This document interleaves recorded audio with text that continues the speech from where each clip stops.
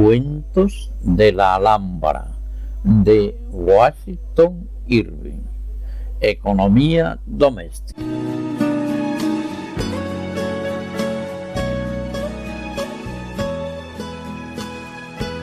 Tiempo es ya de dar alguna idea del método de vida que establecí en esta singular habitación.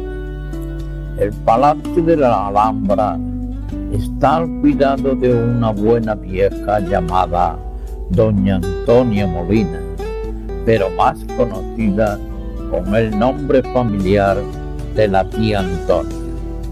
Esta procura tener en buen estado las salas y jardines y enseñarlos a los curiosos, y en recompensa recibe los regalos de los viajeros y dispone de todo el producto de los jardines, excepto el tributo de frutas y flores que envía de cuando en cuando al gobernador.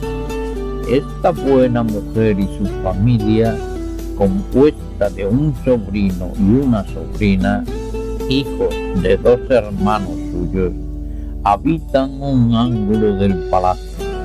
El sobrino, Manuel Molina, es un joven de carácter sólido y de una gravedad verdaderamente española. Después de haber servido algún tiempo en España y en América, dejó la carrera militar y se puso a estudiar medicina, con la esperanza de ser un día médico de la Alhambra, plaza que cuando menos vale 3.000 reales al año. En cuanto a la sobrina, es una andalucilla fresca y rolliza, de ojos negros y gesto risueño, que, aunque se llama Dolores, desmiente con su alegre afabilidad la tristeza de ese nombre. Esta joven es la heredera declarada de todos los bienes de su tía, que consisten en algunas picocas en lo interior del fuerte, cuyo alquiler produce cerca de 3.000 reales. Desde los primeros días de mi residencia en la Alhambra, ya descubrí yo que un amor discreto unía al prudente Manuel y a su vivaracha prima, los cuales solo esperaban, para haber colmado sus votos, la dispensa del Papa, precisa a causa del parentesco, y el título que debía dar al futuro el carácter de doctor.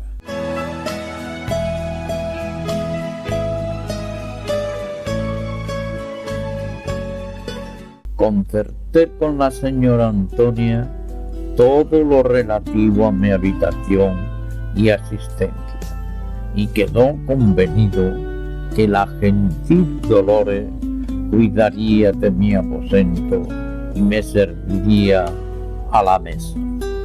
Tenía además a mis órdenes un muchacho alto, rojo y tartamudo llamado Pepe, que trabajaba de ordinario en el jardín y que me hubiera servido de criado con la mejor voluntad, a no haberle ganado por la mano Mateo Jiménez, el hijo de la Alhambra. Este despejado y oficioso personaje, sin saber cómo, había conseguido no separarse de mí desde nuestro primer encuentro. Se entrometía en todos mis planes y al fin logró ser admitido en debida forma como ayudante de cámara, cicerone, guía y escudero historiógrafo.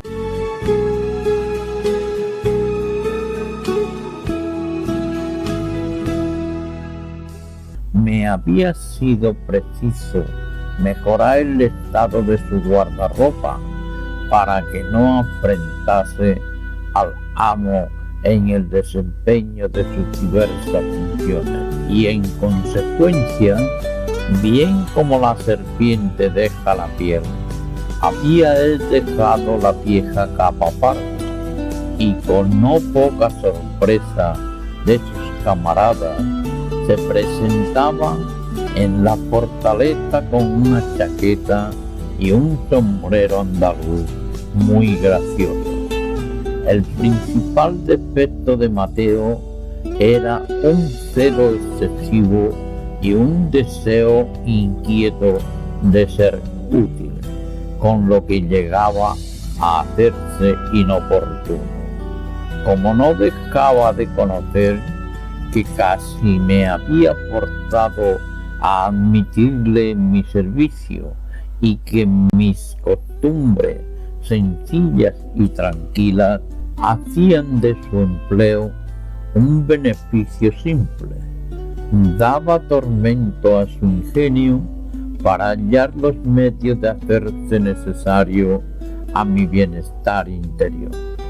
En cierto modo, era yo víctima de su solicitud, porque no podía poner el pie en el umbral del palacio para salir a dar un paseo por la fortaleza sin verle luego a mi lado para explicarme todo lo que se presentase, y si me resolvía recorrer las colinas inmediatas, se empeñaba en seguirme para servirme de guardia. Bien que yo estoy íntimamente convencido de que en caso de algún ataque, antes hubiera apelado a la ligereza de los pies que a la fuerza de los brazos. Con todo eso, el pobre mozo era algunas veces divertido, sencillo, siempre de buen humor y parlachín como el barbero del lugar. Está al corriente de todos los chismes del pueblo, pero lo que le da más orgullo es el tesoro de noticias locales que posee. No existe en la fortaleza una sola torre, una puerta, una bóveda de la que no sepa una historia llena de prodigios y creída por él como artículo de fe. La mayor parte de estas consejas las ha heredado de su abuelo, un sastrecillo hablatín y novelero que, habiendo vivido cerca de 100 años, solo dejó 2 veces el recinto de la fortaleza.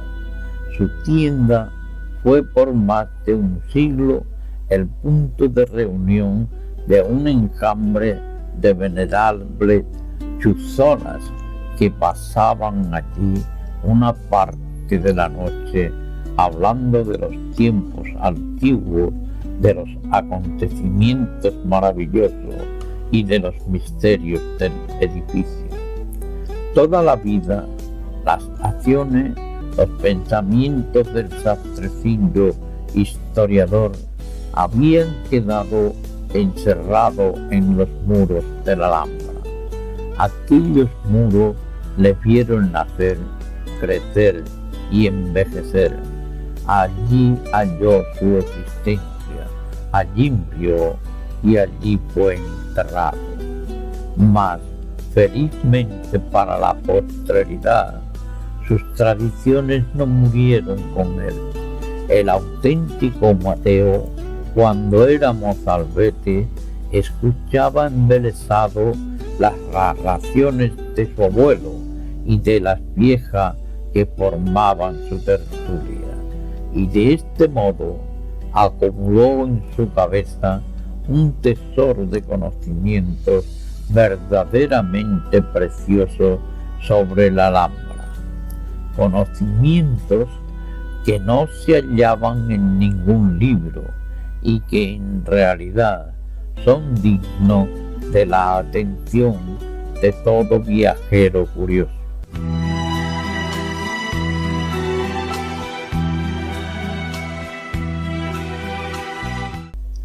Tales eran los personajes que contribuían a hacer cómoda y agradable mi vida doméstica en la Alhambra. Y yo creo que ninguno de los soberanos cristianos o musulmanes que me precedieron en aquel palacio fue servido con más fidelidad ni gozó de un imperio más pacífico. Luego que me levantaba, Pepe, el jardinero tartamudo, me traía flores acabadas de coger y la diestra mano de Dolores, que no dejaba de tener cierto orgullo mujeril en la decoración de mi cuarto, las colocaba luego en jarros dispuestos al intento. Almorzaba y comía según el humor que reinaba, ya en una de las salas, ya bajo los pórticos del patio de los Leones y rodeado de flores y de fuentes. Y cuando deseaba correr la campiña, mi infatigable escudero me acompañaba a los parajes más pintorescos de los montes o valles inmediatos, refiriéndome en cada uno de estos puntos alguna aventura maravillosa de que había sido teatro.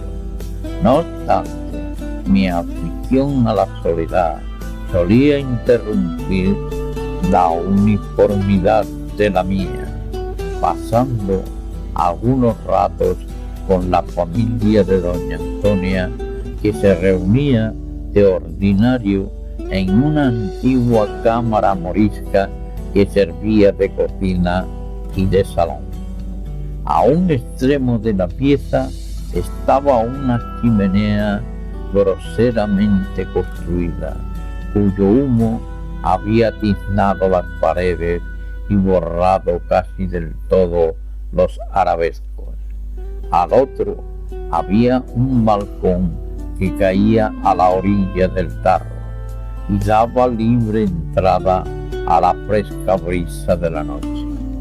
Allí pues hacía yo mi frugal cena compuesta de frutas frescas, entreteniéndome al mismo tiempo con la conversación de aquella buena gente. Nunca deja de hallarse entre los españoles lo que ellos llaman ingenio natural, y de ahí es que cualquiera que sea su educación y su clase, siempre su conversación es interesante y agradable, a lo cual debe añadirse que merced a cierta dignidad inherente al carácter, nunca son bajos sus modales. La buena tía Antonia es una mujer de no menos ingenio que juicio, aunque sin ninguna especie de cultura, y la graciosa Dolores, que en todo el discurso de su vida no había leído 4 volúmenes, ofrecía una reunión interesante de sencillez y agudeza, y muchas veces me dejaba admirado con sus discretas ocurrencias. Algunas noches el sobrino, con el conocido objeto de instruir y agradar a su primita, nos leía una comedia de Calderón o López de Vega, mas con grande mortificación suya, la muchacha solía quedarse dormida antes de concluirse el primer acto. De cuando en cuando recibía la tía Antonia a sus humildes amigos, a las mujeres de los inválidos y a los habitantes de la aldea, todos los cuales miraban con el mayor respeto A la intendenta del palacio la hacían la corte y le participaban las noticias de la fortaleza y novedades que corrían por Granada cuando llegaban por casualidad a sus oídos.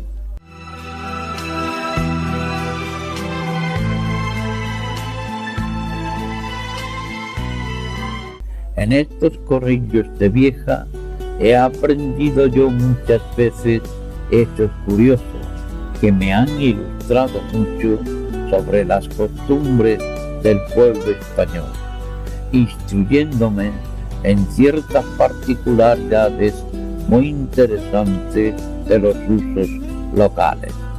Que se me perdone pues la relación de estas sencillas diversiones, que tal vez parezcan insignificantes a los que no conocen el embelezo que las daban a mis ojos los sitios en donde pasaban. Hallábame en un suelo encantado y rodeado de recuerdos románticos. Salido apenas de la infancia, recorrí las riberas del Hudson, una antigua historia de las guerras de Granada, y esta ciudad se hizo el objeto de mis dulces delirios. Desde aquel momento mi imaginación me había transportado 1000 veces a los salones de la Alhambra, y al verme ahora en ello bastaba apenas el testimonio de mis sentidos para persuadirme de que se hubiese realizado para mí un verdadero castillo en España. Me hallo efectivamente, decía, en el Palacio de Boabdil. Es aquella Granada tan célebre en los pastos de la caballería la que distingo desde este elevado balcón. Sí, no es una ilusión. Recorro a mi placer estos salones orientales, oigo el murmullo de las fuentes, respiro las fragancias de las rosas, cedo a la influencia de esta atmósfera embalsamada y casi me persuado de que me hallo en el paraíso de Mahoma y que la tierna y graciosa Dolores es una de las hurís de brillantes ojos destinadas a hacer la felicidad de los verdaderos creyentes.